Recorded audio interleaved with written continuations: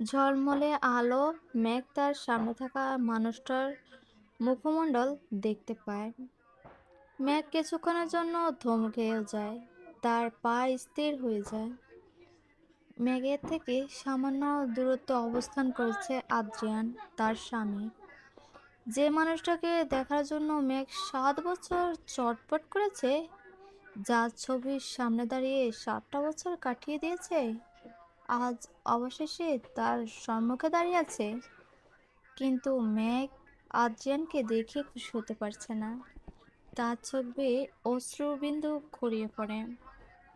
স্থির হয়ে দাঁড়িয়ে থাকা শক্তিটুকু সে হারিয়ে ফেলেছে। মেঘ এক পা পিছনে পড়ে যেতে গেলে আদ্রিয়ান তার হাত ধরে ফেলে। মেঘের হাত ধরে তার কাছে নিয়ে আসে। আদ্রিয়ানের নিঃশ্বাস মেঘের উপলব্ধি করতে পারছে। আদ্রিয়ান কি তবে জানে মেঘ তার বউ? 14 বছর আগে সে মেঘকে বিয়ে করেছিল। ম্যাগি তার বাবার বন্ধুর মেয়ে। কিন্তু মেঘের সাথে আদ্রিয়ানের কখনো সরাসরি দেখা হয়নি, কথাও হয়নি। তবে সে কি করে জানবে যে মেঘ তার স্ত্রী? মেঘের মাথায় হাজারো প্রশ্ন করছিল, যদিও আদ্রিয়ানের মনে শত শত প্রশ্ন ঘোরাঘুরি করছে, কিন্তু তার বিষয়টা সম্পূর্ণ আলাদা। আদ্রিয়ান মূলত তার সামনে থাকা মেয়েটাকে চেনার চেষ্টা করছে। কে এই মেয়ে? কি তার পরিচয়? আর এত রাতে এই ঘুটঘুটে অন্ধকারের মধ্যে কি করছে? ও কি আবিহাকে খুঁজতে বেরোচ্ছে?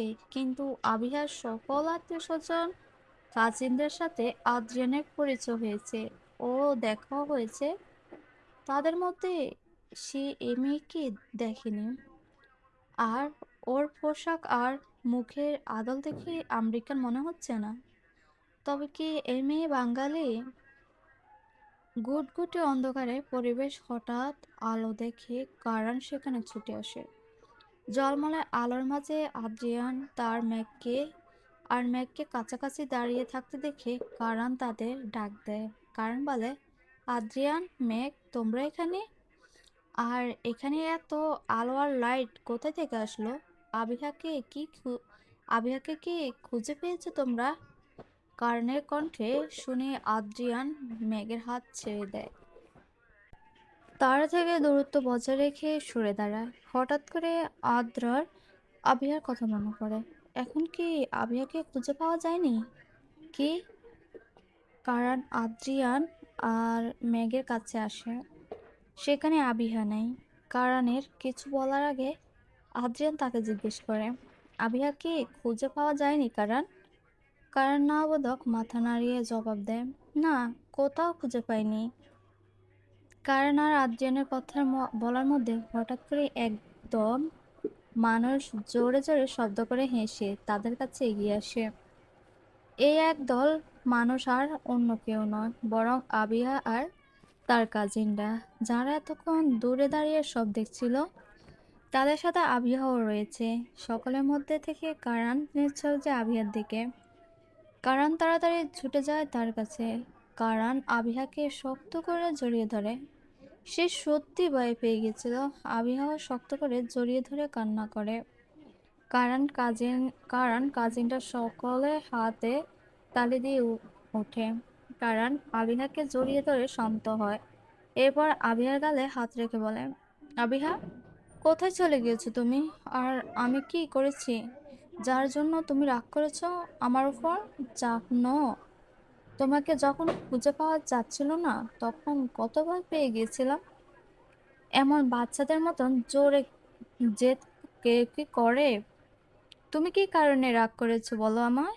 আমি সবকিছুর জন্য তোমাকে সরি বলতে রাজি আছি। বলো আবিহা, কি করছি আমি? কারণের প্রশ্ন শুনে আবিহা মাথা নিচু করে ফেলে। এখন কে কি উত্তর দিবে? কারণ তাকে সত্যি অনেক ভালোবাসে, যা আবিহা বুঝতে পারে। কাজিনদের সকলের এক কথায় এমন করে। কারণকে কষ্ট দেওয়ার উচিত হয়নি তার। আবিহাকে মাথা নিচু করে দাঁড়িয়ে থাকতে দেখে কারণ অবাক হয়। কারণ আবার কিছু জিজ্ঞেস করতে যাবে আবিহা, তার আগে সকলে কাজিনরা বলে ওঠে, সরি কারাম ভাইয়া, তোমাকে টেনশন বা কষ্ট দিতে চাইনি আমরা। আসলে আবিহা আপু কোনো দোষই নাই, সব দোষ আমাদের। তোমার আর আবিহার আপুর এঙ্গেজমেন্ট হয়নি, কাল গায়ে হলুদ হয়ে যাবে। এর জন্য আমরা সকলে কাজিনরা পরিকল্পনা করেছিলাম যে আজকে তোমার আর আবিহা আপুর এঙ্গেজমেন্ট হবে। যার জন্য আবিহা আপুর ফোন দিয়ে আমরা তোমাকে সোজা মেসেজ করেছি যাতে তুমি আবিহা আপুকে খুঁজতে এখানে আসো। এই চারপাশটা সুন্দর করে সাজিয়েছিলাম যাতে তুমি এখানে এসে আবিহা আপুকে প্রপোজ করো আর আর ভালোবেসে আংটি পরিয়ে দাও।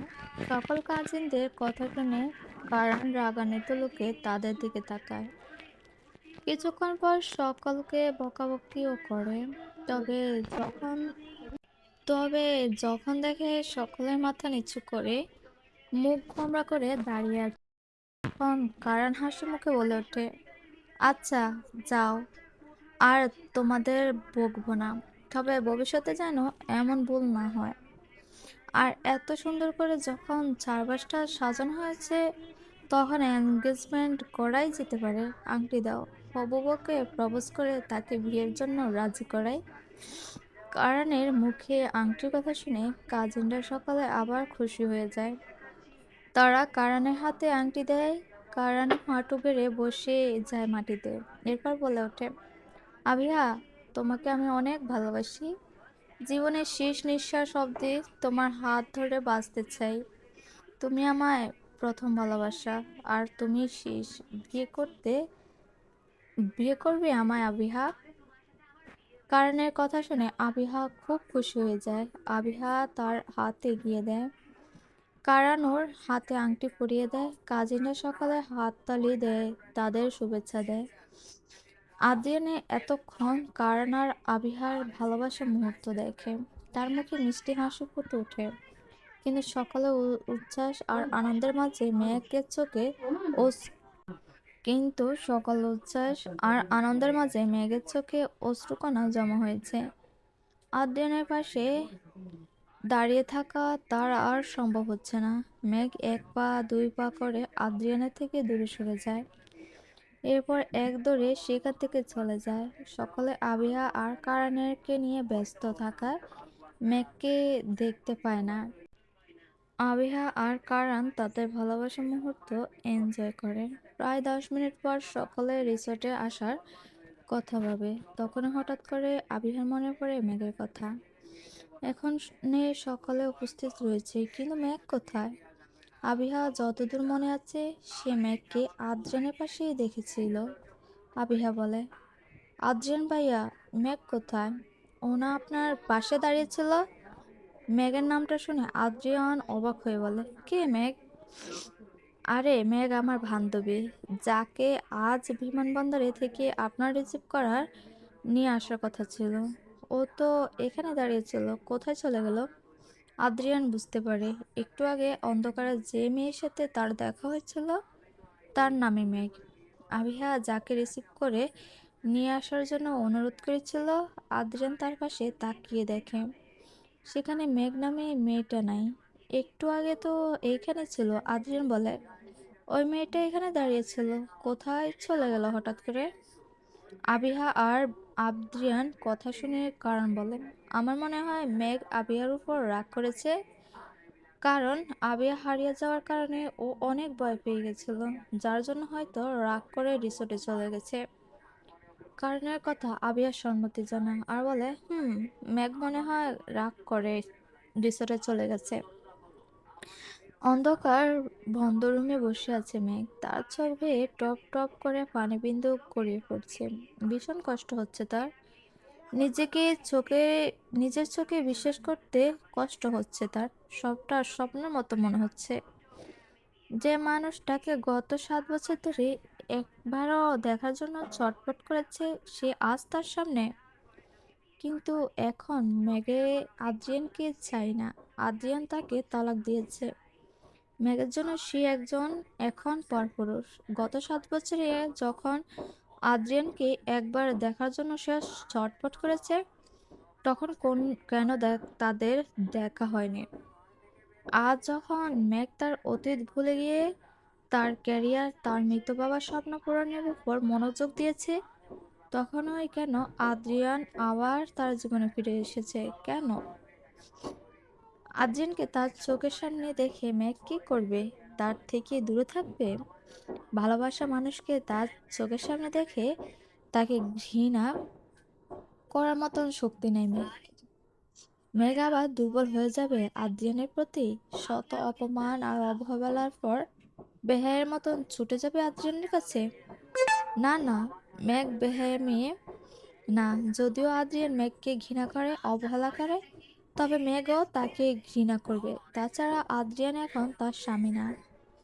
আদ্রিয়ান তার ইচ্ছায় মেঘকে ডিভোর্স দিয়েছে। তবে মেঘ কেন তাকে সারা জীবন ভালোবেসে যাবে? মেঘও তার মনকে শক্ত করে। চোখ বেয়ে গড়িয়ে পড়ার অশ্রুবিন্দু হাত দিয়ে মুছে নেয়। মেঘ বেহায়া মেয়ে হবে না।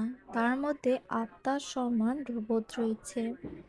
আদ্রিয়ান নামক মানুষটার অস্তিত্ব তার জীবন থেকে মুছে দিবে সে। আদ্রিয়ান যতই তার সামনে থাকুক না কেন, সে দুর্বল হবে না। আদ্রিয়ানকে ভুলে যাওয়ার সাধ্য হয়তো মেঘের নাই, তবে তার থেকে দূরত্ব বজায় রাখার সাহস মেঘের আছে। যে তাকে ভালোবাসে না, সম্মান করে না, সারা জীবন তাকে ভালোবেসে যাওয়ার বোকামি ছাড়া আর কিছু নয়। আদ্রিয়ান জানে না যে মেঘ তার বউ, তবে মেঘ তার পরিচয় কখনো দিবে না আদ্রিয়ানকে। আদ্রিয়ান যখন মেঘকে ঘৃণা করে, তার থেকে দূরে থাকতে চায়, তবে মেঘও তার থেকে শত হাত দূরে থাকবে। মেঘ হয়তো পাবে না আদ্রিয়ানকে ঘৃণা করতে, কিন্তু তার ভালোবাসবে না।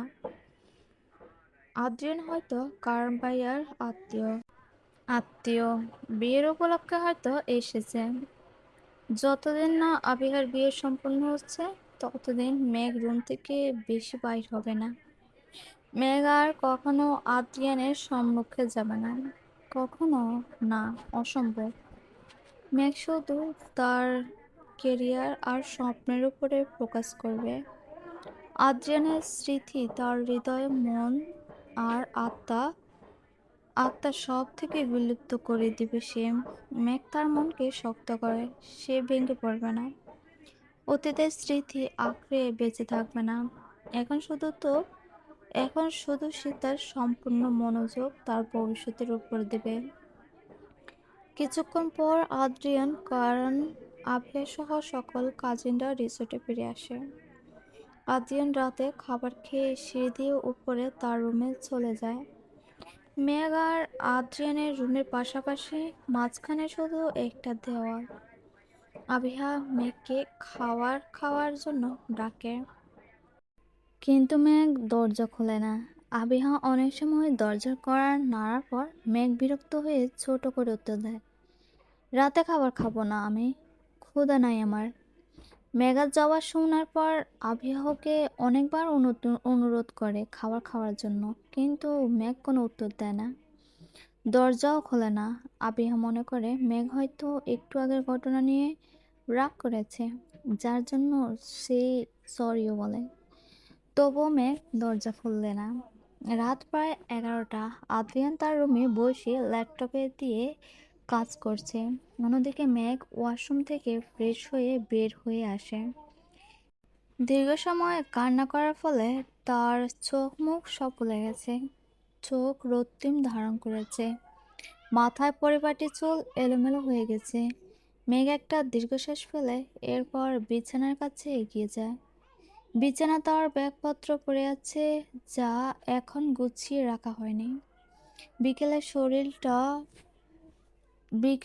শরীরটা টায়ার্ড থাকার কারণে ঘুমিয়ে পড়েছিল, যার কারণে জামা কাপড় আলমারির রাখার কথা মনে ছিল না।